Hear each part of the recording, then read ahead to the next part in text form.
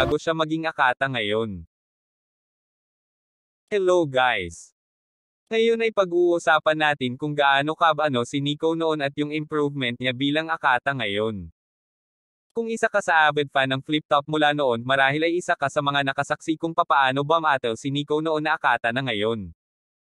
At kung bakit nabansagan na basta gapo. Bano. Oh! Tahimik na! Isang minuto kay Nico! Game! Para sa gapo at sa lahat ng sumusuporta sa Flip Top at sa lahat ng hip-hop sa mundo, ako'y magpapakitang gilas tatapakan ko pagmumukha ng mascot ng 50 kilas. Parang ang laban Joko versus Ogie Diaz. Dito sa Makatang Balagtasan kung saan may balitaktakan ng mga Makata, sabungan ng mga salita na nauso bigla dito sa ating bansa.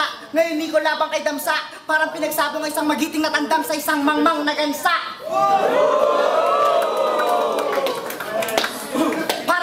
Raragasa, mabilis at hindi kayang iudyat ng pag-asa. Sino masasalanta? Ikaw mismo, Damsa. Kaya takbo! Mali ka na napuntahan.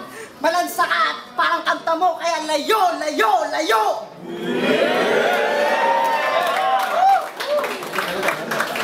Paala ng bunganga mo ng elastosil. Anong gagamitin mo sa akin panlalait? Sapatos ko na 7,000 o itong tiyan ko na may bilbil. Mga tigyawat ko na nagbubutil. Forma ko nakakagigil. Ano? Kaya mo? Bakit? Paano ka sasabay? Ikaw ba si Sayad ang pangalan mo? Pumunta dito sa Olongapo para pagsilbihan na naghahari na si Nico? Di ka mananalo kahit maghawa ka pa ng limpak-limpak na diksyonaryo. Magsabay ka pa ng litanya ng rosaryo. At kahit magtawag ka pa ng albularyo. Paano ka mananalo sa kalang kabayo nakikipaglaban sa praning na demonyo? Tuloy-tuloy pa ba? Para magmukha tong tanga. Tinanong mo siya kanina, ano ang iyong nire-representa? Sabi niya, produkto 2-3. Habang halatang kabado na to parang nanginginig na matres. It's on Akata. Let's go!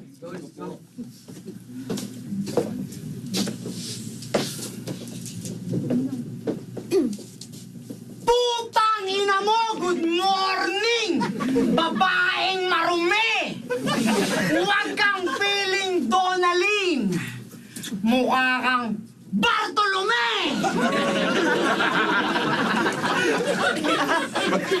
Ang lakas ng loob! Mag-post ng nakabikini! Eh yung katawan mo, pang kalabaw! Yung mukha mo, pang paniki! Kung tingin mo maganda ka, kadiri!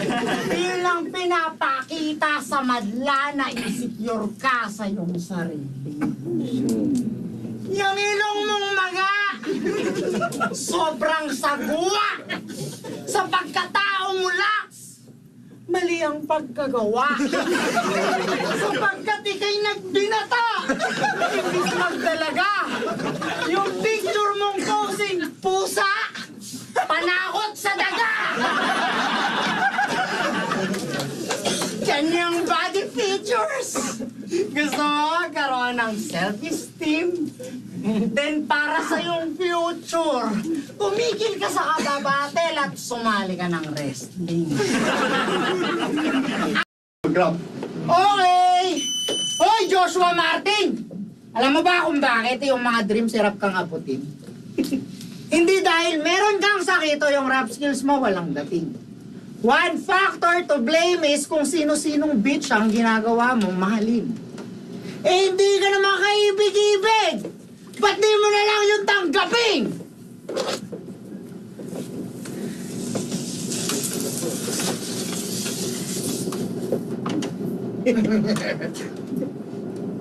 Nagsusyota ka ng pokpok.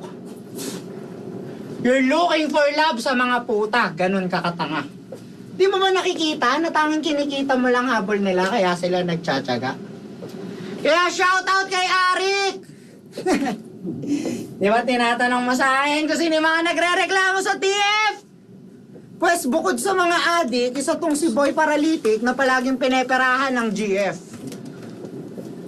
Bugok na umaabot ng beer house kakahanap ng karamay. Yung mga pok-pok, di lang basta tinitable, upang binabahay. Every year na lang, Totoy, iba-iba ang tinuturing mong panganay. Napakahaliparot mo, boy! Siguro nagmana ka sa iyong nanay. Nagmistula ka na ng puta, pati sa pagrarap mo. Kakajowa mo ng pok-pok, pati lifestyle nila na-a-adapt mo. Tirador ng mga putang single mom, para lang sa kanya may mag-alaga. Pilantod na pilit tumata yung ama sa tamod ng iba, makaiwas lang sa pangungulila. Pilit kang nagpapakaamay, wala ka namang pakinabang. Pero anong ituturo mo sa mga bata? Habang buhay magsigapang! Sarap